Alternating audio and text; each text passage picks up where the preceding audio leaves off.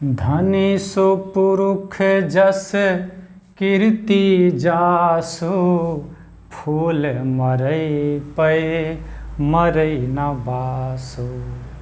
कवि इस पंक्ति के माध्यम से कहना चाहते हैं कि जिस प्रकार फूल को मुरझा जाने के बाद, फूल को मर जाने के बाद उसमें खुशबू जिंदा रहती है, उसमें सुगंध जिंदा रहता है। जब आप डाली से फूल को तोड़ लेते हैं, जब वो मुरझा जाते हैं, उसके बाद भी देखिएगा कि इसमें सुगंध बचा रहता है। उसी प्रकार इंसान को मर जाने के बाद, दुनिया से चले जाने के बाद उनका कीर्ति जिंदा रहता है, उनका कर्म जिंदा रहता है। जो वो अच्छा कर्म करके गए रहते हैं वो जिंदा रहता है, सभी उनका गुणगान करते हैं। आज रतन टाटा इस दुनिया में नहीं है। आपको पता होगा दोस्त, 9 अक्टूबर को उनका निधन मुंबई के एक अस्पताल में हो गया।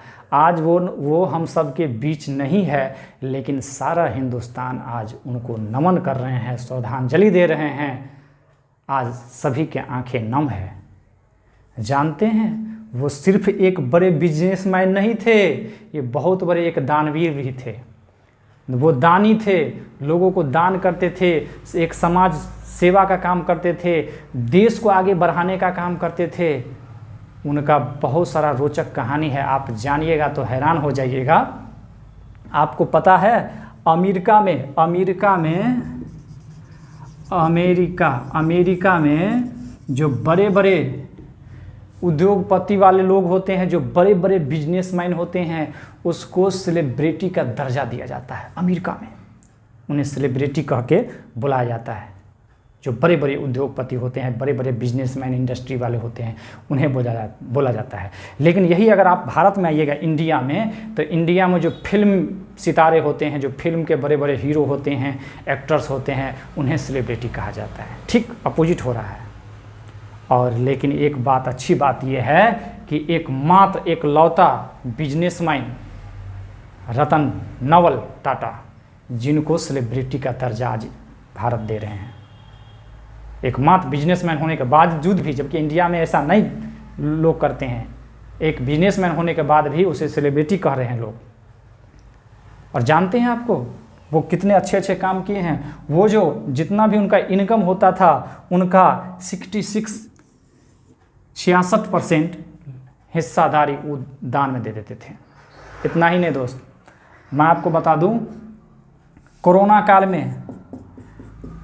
काल में जहां सभी बड़े बड़े कंपनी अपने कंपनियों से वर्कर को हटा रहे थे, निकाल रहे थे, वहीं रतन टाटा ने कहा कि नहीं, इस समय हमें लोगों को मदद करने की ज़रूरत है और इस विकट स्थिति में मैं वर्करों के साथ ऐसा नहीं करूंगा, और किसी को नहीं हटाया कंपनी में, और सबको कोरोना के समय में सबको मदद किया। इतना समाज सेवी थे। उनका रहन सहन आम लोगों की तरह था। आपसे बात करते थे, थोड़ा भी उसमें एक अहंकार वाली भावना नहीं था, ईगो नहीं था उनके अंदर, दिखावा नहीं करते थे। आज तो 50,000 रुपया लोग कमाने लग जाते हैं तो जैसे अकड़ के चलेंगे कि वाह हम तो इतना कमाते हैं।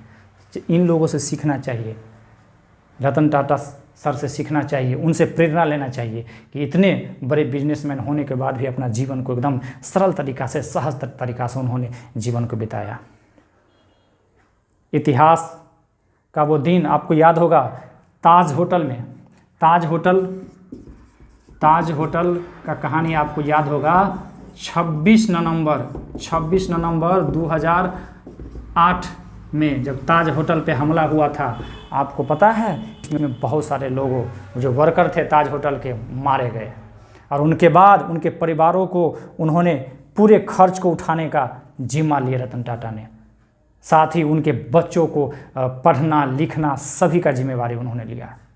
सोचिए, बहुत ही कोमल सहज दिन के इंसान थे।